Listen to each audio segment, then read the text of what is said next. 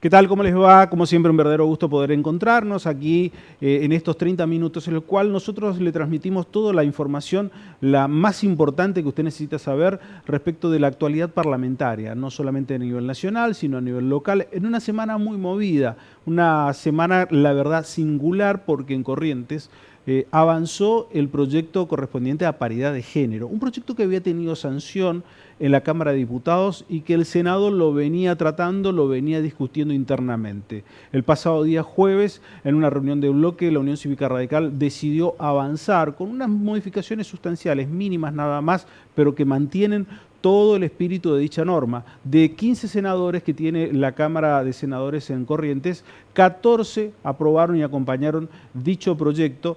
En general, algunas disidencias en particular también se han mostrado, pero lo más importante es la aprobación de este proyecto, que regresa a diputados para completar el circuito parlamentario por esas modificaciones mínimas que recién les mencionaba. Diógenes González es el presidente de la Comisión de Derechos Humanos de la Cámara de Senadores, que fue una de las comisiones que estuvo analizando dicho proyecto, pero además fue la voz del bloque radical explicando este proyecto en sí. Y aquí con nosotros nos cuentan las modificaciones y lo que tiene que ver sustancialmente con este proyecto de paridad de género. Bueno, hemos dado media sanción a un proyecto con modificaciones que introduce básicamente dos modificaciones del texto aprobado en diputados. Una es quitar la determinación que el documento, que el género se va a generar por el documento. Eso es uno de los texto que tenía el artículo venido de Cámara de Diputados, y el otro que utilizaba la terminología paridad de género. Nosotros modificamos esa terminología por paridad entre mujeres y varones, ¿okay? Así ciñéndonos a lo que dice la Constitución Nacional y la Constitución Provincial.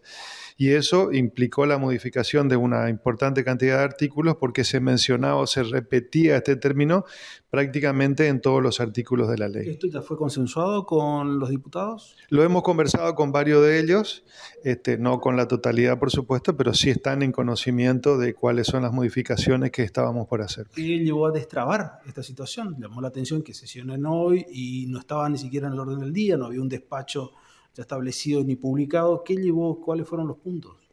Bueno, como ustedes saben, el bloque de la Unión Cívica Radical es un bloque muy mayoritario y hemos tenido una reunión en el día de hoy más temprano y llegamos a un acuerdo sobre disidencias que teníamos en cuanto a la redacción. Y así finalmente se logró este consenso, digamos. Por supuesto que le dimos tiempo a la oposición de que analizara, y así es que ellos, analizando el dictamen de mayoría, tuvieron tiempo de alguna manera de expresar sus opiniones y votaron algunos a favor de en general y después en particular en contra, así que hemos cumplido con nuestra obligación de informar a la oposición sobre el dictamen y que ellos puedan analizarlo, ¿no? Para ustedes es entonces según cómo está la identidad en el documento, no cómo se autopercibe, que para algunas cuestiones a veces aparece esta circunstancia como discutible. Claro, ese artículo que mencionaba que el documento es el que va a establecer digamos, la posición en las listas, abre la posibilidad que las personas que son no binarias también puedan plantear un cupo, digamos. Entonces, como eso no está en el mandato constitucional ni nacional ni provincial, nosotros quisimos ser explícito que el cupo es para mujeres y varones, digamos, ¿no es cierto? Que se trata de esto. Si en algún momento las constituciones se modifican y se crean nuevos cupos para otros géneros, seguramente estaremos discutiendo nuevamente, pero eso es un tema que no está en discusión en este momento.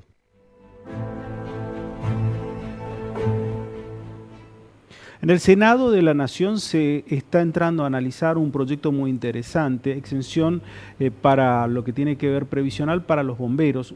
Un proyecto que va a beneficiar en ellos pensando al momento de la jubilación. La verdad que la situación de los bomberos, nada más y nada menos, es harto conocida de la importancia que tiene.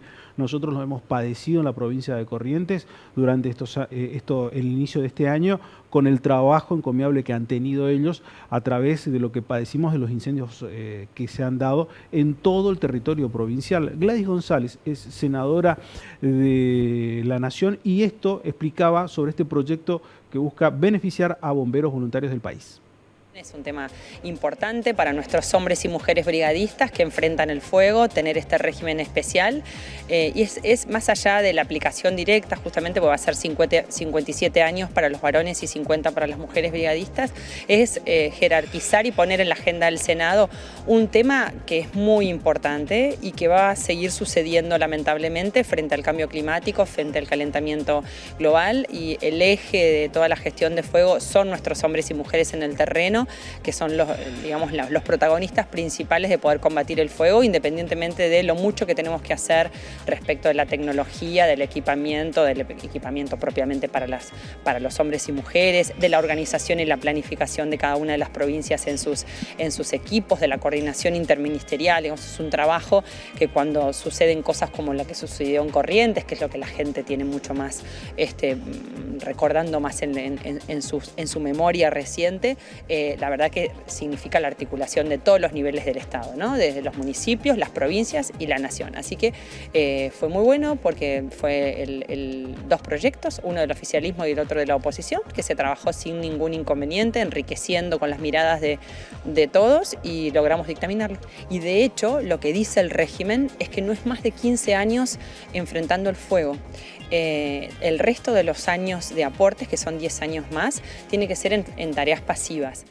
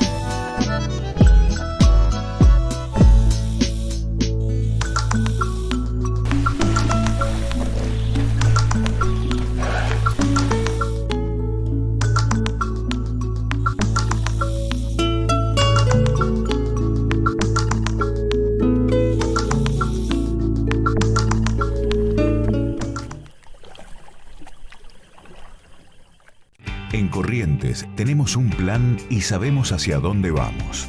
El Plan Estratégico Participativo Corrientes 2030 incluye propuestas para el desarrollo industrial, la mejora de la infraestructura de caminos y puertos, la informatización de la educación, la salud y la seguridad y la producción de naturaleza sustentable. Son obras y programas sociales para mejorar la vida de los correntinos. Porque en Corrientes el futuro lo construimos entre todos. Gobierno Provincial.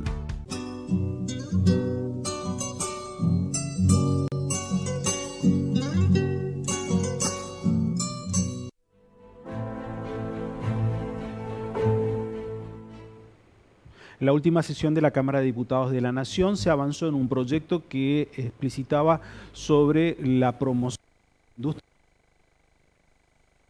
un régimen especial para que dicha industria una expansión en tiempos que va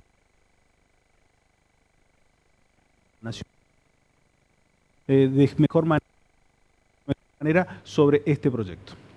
Ante este proyecto que había mandado el Poder Ejecutivo, fuimos a hablar con todo el sector productivo, con todas las industrias que están en ADEFA, la Asociación de Fabricantes de Autos, y con las cámaras de autopartistas que están distribuidas en toda la Argentina. Son 13 plantas industriales automotrices en la Argentina. Son 400 autopartistas distribuidos en toda la Argentina. Todos tienen proyectos de inversión en este momento en la República Argentina. Y entonces consideramos prudente avanzar con un régimen de estímulo para las inversiones en este sector. 2021 se produjeron 434.000 unidades en la Argentina, un crecimiento del 69% frente al año anterior y por supuesto en un nivel superior al que era de 2019. Y el nivel de exportaciones llegó a 259.000 unidades con un aumento del 88%, por supuesto también superior al modelo, a la medida anterior de 2019.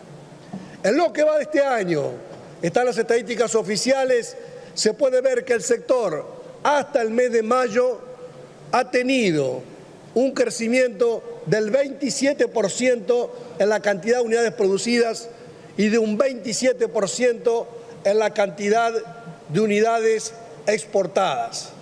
Lo que nosotros planteamos es hacer un régimen de promoción de acá para adelante. O sea que, a partir de que sancionemos esta ley en la Cámara de Diputados y ojalá salga en Cámara de Senadores y se promulgue, a partir de allí se va a estimular la inversión en cada uno de estos sectores. Como decía, las principales fábricas automotrices de la Argentina tienen proyectos de inversión en este momento.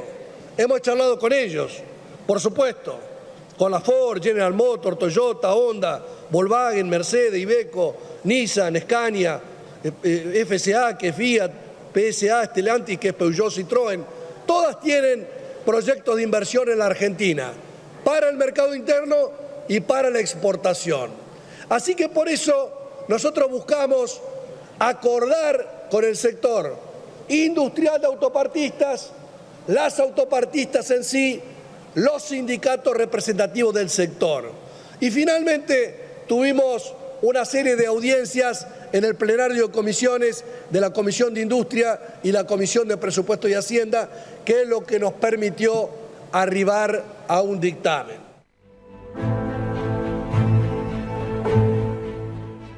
José Luis Esper es un reconocido economista de la República Argentina que desde el 10 de diciembre ocupa una banca en la Cámara de Diputados de la Nación. También dejaba su impresión sobre esta cuestión, sobre este tema de promoción a la industria automotriz en la República Argentina, este proyecto que tiene media sanción de diputados. Esto decía José Luis Esper.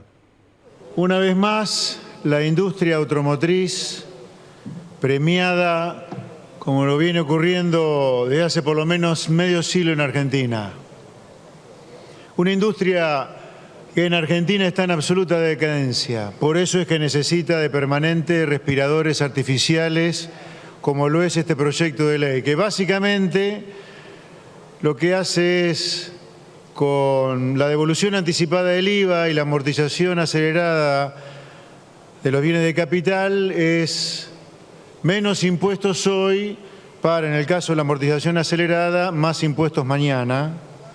La pregunta que me haría es, ¿cuál es el costo fiscal que tiene ambas medidas? Y no me parece que el proyecto lo esté mensurando con la debida certeza, como sí lo requiere la delicadísima situación fiscal que hay hoy en el país.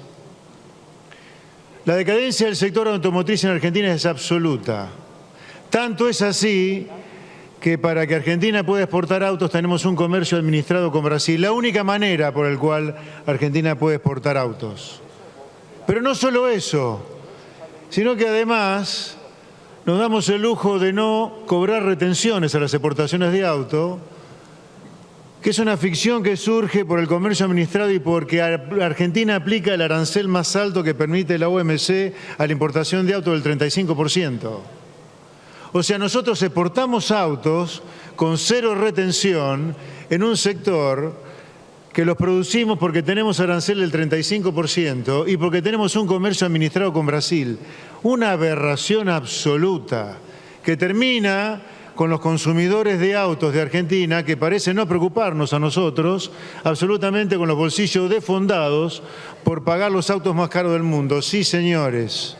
En promedio, nuestros autos a valor equivalente o a modelo equivalente son casi el doble de costosos en dólares respecto de cualquier otro lugar del mundo.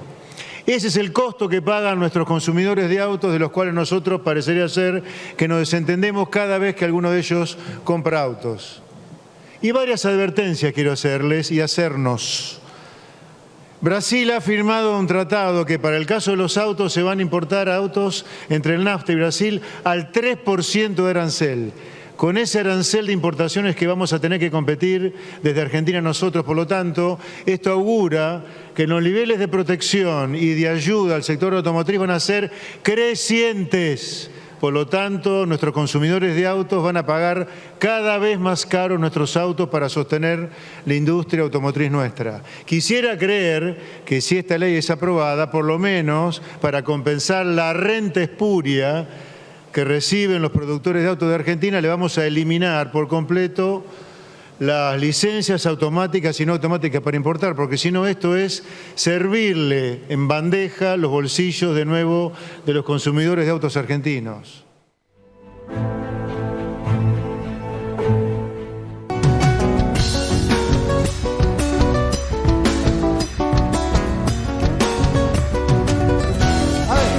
En Corrientes tenemos un plan y sabemos hacia dónde vamos. El Plan Estratégico Participativo Corrientes 2030 incluye propuestas para el desarrollo industrial, la mejora de la infraestructura de caminos y puertos, la informatización de la educación, la salud y la seguridad y la producción de naturaleza sustentable. Son obras y programas sociales para mejorar la vida de los correntinos. Porque en Corrientes el futuro lo construimos entre todos. Gobierno Provincial.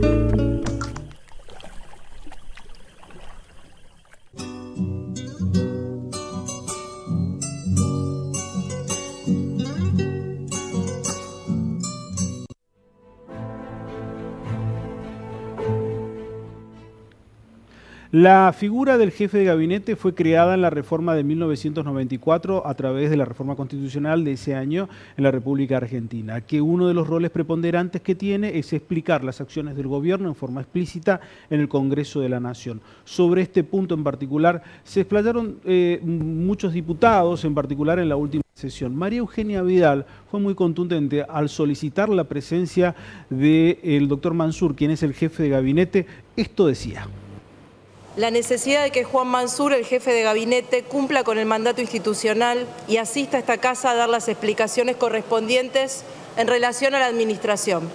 Durante 2 años el jefe de gabinete vino a esta Cámara solo 2 veces y el actual jefe de gabinete no vino nunca. La citación al jefe de gabinete es el tema, o debería ser el tema más importante que tratemos en la sesión de hoy. Los temas que vamos a tratar y que tratamos son importantes, y muchos los votamos a favor y los vamos a votar a favor, pero con excepción de cuidados paliativos no son urgentes. Incluso es contradictorio que votemos regímenes de promoción o beneficios para sectores sin una macroeconomía estable que les garantice su plena efectividad. Ni este interbloque ni yo vamos a ser cómplices. Ni siquiera lo que pasó, por más que quieran presentarlo de esa manera, es el resultado ya no de un cambio de ministro o de la pelea del presidente o la vicepresidenta. Lo que pasó el fin de semana es el fracaso de 2 años y medio de políticas económicas que trajeron más pobreza, más inflación y por primera vez que los trabajadores formales sean pobres. Hace 2 años que les venimos pidiendo un plan económico serio y consistente y no se dieron nunca por aludidos.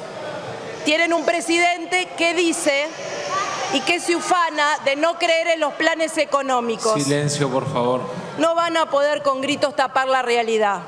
Ni ustedes ni ninguno de los argentinos necesita que les diga que el bolsillo es cada vez más chico y la heladera está cada vez más vacía, o que no pueden llegar a fin de mes o no saben cómo pagar el alquiler. Que los comerciantes de esta Argentina en todo el país se levantaron sin saber si aumentar más o dejar de vender.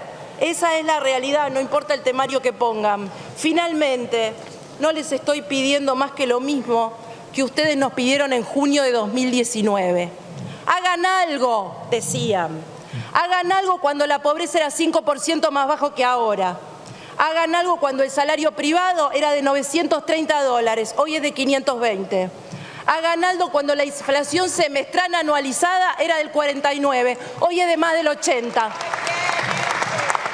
Hagan algo cuando cualquiera podía comprar dólares a 45 pesos, hoy es 126 el dólar oficial y 250 el blue.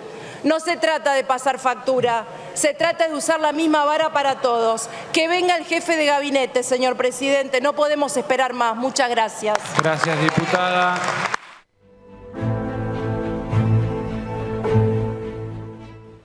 Victoria Tolosa Paz es el nombre de la diputada nacional del oficialismo a nivel nacional, quien fue la voz cantante para responder precisamente esto que planteaba María Eugenia Vidal. Esta era la palabra de Victoria Tolosa Paz. No podemos permanecer callados en este recinto cuando acabamos justamente de votar leyes importantes en función de lo que creemos claramente quienes estamos en este Parlamento, que es la Argentina, que entró en un sendero de crecimiento y fundamentalmente de producción y de búsqueda de generación de trabajo. Pero quiero referirme, porque no puedo dejar pasar,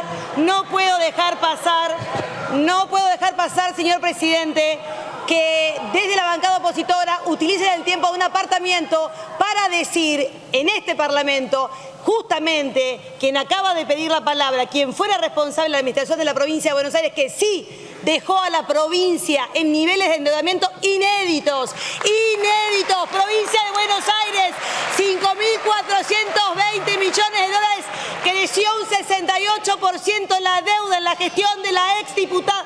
Sí, señor presidente, estos son los números que el actual gobernador tuvo que poner. Y en bonos, el stock de deuda en bonos Diputado, silencio. Señor presidente, y el stock de deuda en bonos trepó Silencio. el 743%. Silencio. ¿Sabe qué pasa, señor presidente? Que utilizar el tiempo de un apartamento en una cuestión clara y concreta que este Parlamento se va a abocar, que es que el jefe de gabinete venga a este recinto a explicar no solamente la gestión nacional, sino el rumbo del gobierno, es parte de lo que vamos a hacer. Pero no vamos a permitir que se chicanee, porque quien está sacando la deuda adelante de la provincia es el gobernador Kicillof, con una política de desendeudamiento a nivel nacional y a nivel provincial. Simplemente eso, háganse cargo de la tamaña deuda que le dejaron al gobierno nacional, a la provincia y a cada una de las provincias que sometieron con el pacto fiscal en el 2017. De eso se tienen que hacer cargo ustedes.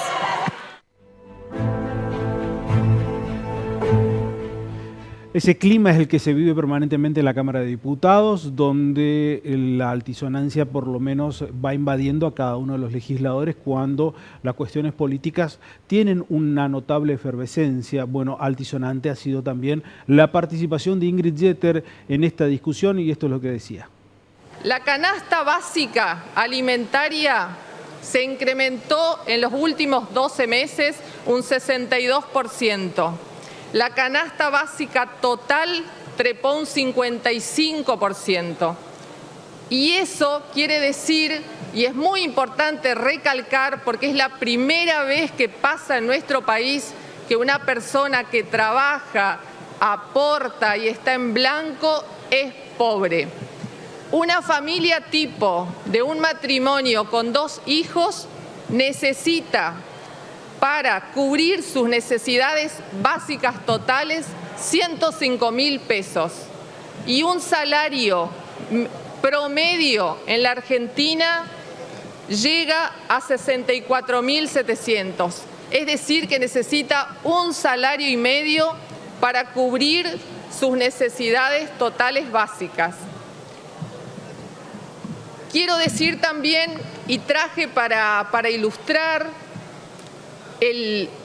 cómo ha subido, cuál ha sido el índice de inflación, que por supuesto supera todo índice que tenemos a partir de la convertibilidad.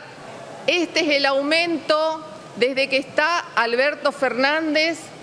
La paleta subió un 276%, la carne picada común un 273% y el asado un 273%.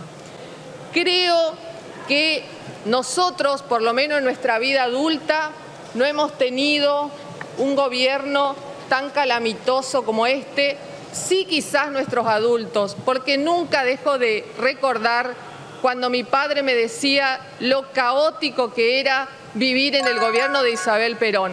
Esto es lo que salía cuando pero Macri, con estos 3 billetes, se compraba 1 kilo de asado. Miren ahora todo lo que necesitamos. Con 11 billetes y con suerte, algún argentino puede comprar 1 kilo de asado.